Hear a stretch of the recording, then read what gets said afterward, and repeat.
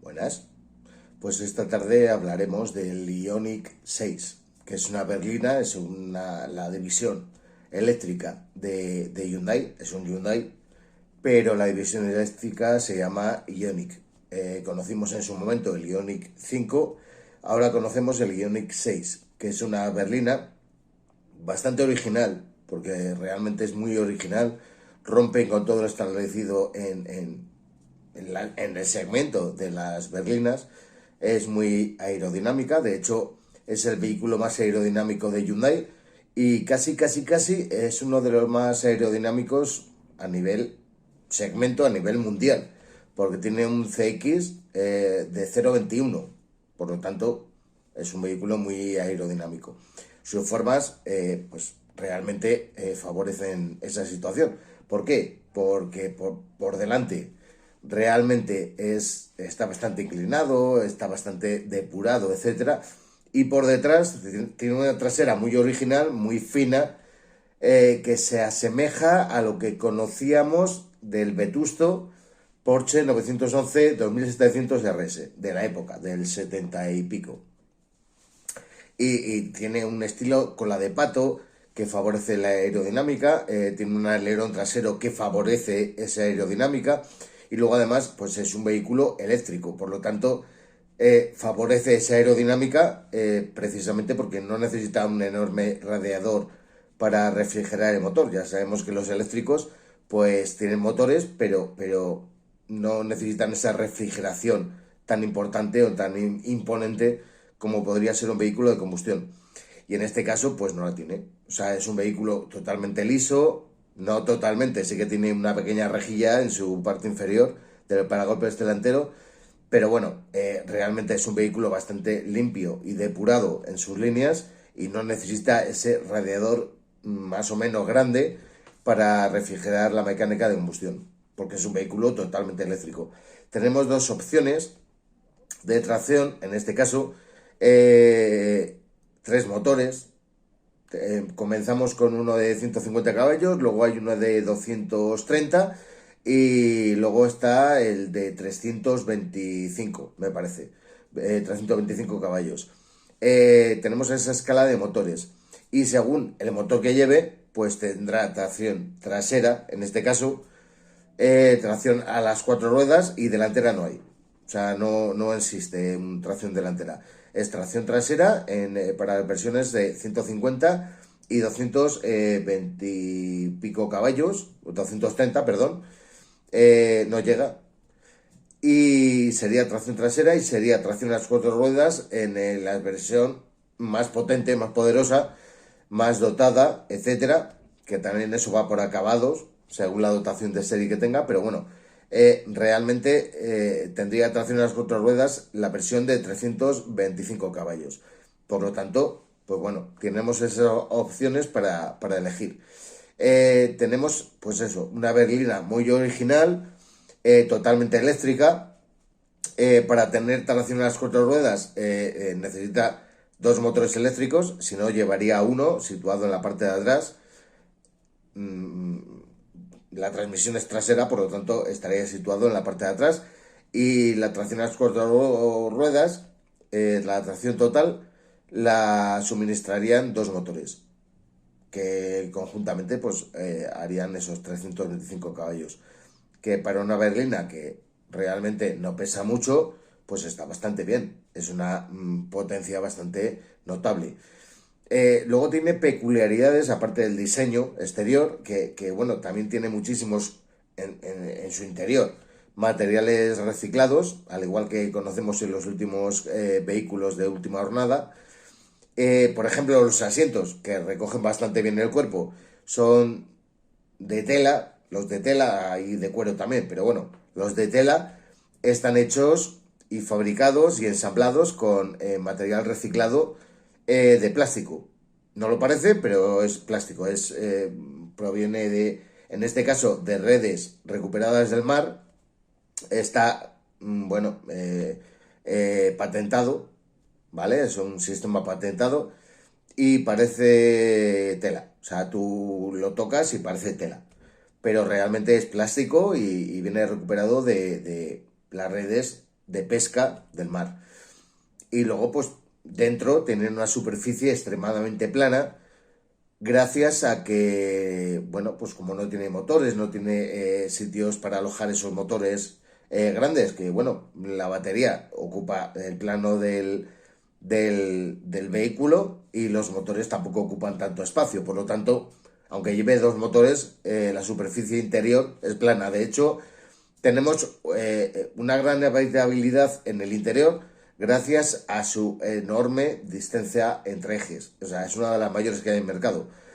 Supera con creces llega casi hasta los 3 metros. O sea, estamos hablando de un vehículo que me parece que mide 4,80 y tiene 3 metros más o menos, aproximadamente un poco menos, de distancia entre ejes. Por lo tanto, eso favorece a que la habitabilidad interior sea bastante buena. El problema, que por ejemplo los que van en las plazas de atrás y son un poco altos, pues debido a la caída del techo muy acusada, pues igual seguramente peguen. O sea, tiene mucho espacio para las rodillas, pero para las cabezas igual no tanto. Luego, esa caída que tiene el vehículo, pues también influye muchísimo a la hora de dar cabida al maletero. Que el maletero no me gusta mucho porque es maletero. O sea, ya lo he dicho muchas veces, o sea, no tiene portón, tiene maletero, tiene tapa de maletero. Por lo tanto, es una situación, una historia que no me gusta extremadamente mucho porque, bueno, a pesar de que esté relativamente cerca del suelo, la boca de carga no es muy amplia y el maletero, aunque sea muy aprovechable, solamente puede cubicar hasta 400 litros, más o menos. Eh, Realmente no tiene mucha capacidad debido a la caída del techo, ya que la zaga es súper original, está muy bien depurada, pero luego tiene esos pequeños problemas. O sea, no podemos hacer un coche ergonómico y con un maletero enorme, etcétera, si por ejemplo la zaga no la hacemos, entre comillas, cuadrada, más o menos cuadrada. Y tiene, bueno, pues esa tapa de maletero, por ejemplo, es eléctrica, sí, es muy cómoda de utilizar. Pasamos un pie por debajo del paragolpes y se levanta y se cierra, etcétera, pero no tiene mucha cabida. Luego la boca de carga tampoco es extremadamente buena. Luego en el interior hay mucho espacio, pero por ejemplo, para nuestras cabezas, igual no lo sé, no lo he probado, pero igual yo entro más o menos, pero una persona más alta que yo, pues seguramente pegue con la cabeza en el techo. Tiene muchas facultades este vehículo, pero luego también tiene ciertos problemas que, bueno, que también hay que contarlos. Pero bueno, tiene muchas facultades. Ya he dicho que tiene tres potencias diferentes. Tiene un nivel de acabado o varios niveles de acabado que según la potencia, según diferentes tracciones, tiene dos tracciones, puede tener uno o dos motores, depende el acabado y depende la potencia, etcétera. Y la verdad es que es un coche que llama muchísimo la atención a nivel visual. Luego al lateral pues también tenemos esas formas súper bonitas. Y luego tenemos, por ejemplo, la apertura de puertas, los tiradores están enrasados y no se acercan a nosotros, no se abren hasta que no nos acerquemos nosotros con la llave en el bolsillo o lo que sea, no se abren, o sea, están totalmente enrasados y cuando vamos en marcha están totalmente enrasados, lo que favorece una aerodinámica bastante más poderosa. Luego, según el acabado también y según la potencia, etcétera, pues puede montar llantas o de 18, que generalmente son para la tracción trasera, o de 20 pulgadas, que son para la tracción a las cuatro ruedas. Bueno, a ver, son unas llantas originales, no tienen nada de especial, pero bueno, tienen esas dos medidas, según la versión que estemos cogiendo en ese momento y según la versión que estemos conduciendo en ese momento. Y la batería, pues bueno, se recarga en un cable doméstico, tiene carga rápida, etcétera, y la batería va situada debajo del piso, por lo tanto no ocupa espacio en el habitáculo. El habitáculo, como hemos dicho, es muy grande. Una vez que nos sentamos es muy original porque realmente el volante tiene, bueno, lucecitas, entre comillas, para que podamos vislumbrar mucho mejor a la hora de conducir lo que tenemos que tocar, lo que debemos, etcétera. Luego delante de nosotros tenemos una pantalla de 12,3 pulgadas de instrumentación que nos indica con una nitidez bastante importante toda la información que necesitamos en ese momento, y está unida virtualmente, aunque sea aunque sean diferenciables, con otra pantalla de 12,3 pulgadas que corresponde al equipo de Infocio. Y bueno, es táctil, también nos ofrece una visión bastante importante y bueno, pues está muy cerca de los ojos, etcétera. Y bueno, pues podemos actuar sobre ella, pero mejor actuar sobre parado porque es bastante grande. Y luego, aunque tenga los botones grandes, el menú, pues, o los menús, pues seguramente les tengamos que activar o tengamos que actuar sobre ellos cuando el coche está parado. Pero bueno, no obstante, tiene esas dos pantallas, la una de instrumentación, la otra del equipo de negocio, ambas dos con 12,3 pulgadas cada una. Por lo tanto, es una... Y están bien situadas, o sea, y parecen continuas, pero no son continuas. Luego también tiene soluciones, pues bueno, bastante curiosas, como por ejemplo la iluminación interior, que ya la llevan muchos coches. En este caso, podemos elegir entre 60 y pico colores la iluminación interior, pero tiene la salvedad que, por ejemplo, acelerando o según la velocidad a la que vayamos, pues esa luz interior se vuelve más o menos intensa. Y eso nos da una idea de lo que estamos acelerando, lo que dejamos de acelerar, etcétera. En teoría, técnicamente, con la batería cargada al máximo y tal, tiene una autonomía de más de 600 kilómetros. Bueno, a ver, también dependerá mucho de las circunstancias, del frío exterior, etcétera. Dependerá de muchos factores, pero bueno, está registrado que tiene una autonomía más o menos de unos 600 kilómetros, 615, por ahí más o menos. Está bastante bien, con el vehículo cargado hasta los topes, o sea, hasta arriba, hasta el 100%. Pero bueno, luego también tiene soluciones curiosas, que por ejemplo, pues como estábamos hablando del interior, detrás del volante tiene unas levas. Obviamente no son para cambiar la marcha, porque realmente no tiene un cambio de marchas como tal. Tiene una marcha hacia adelante, hacia atrás, neutro, etcétera.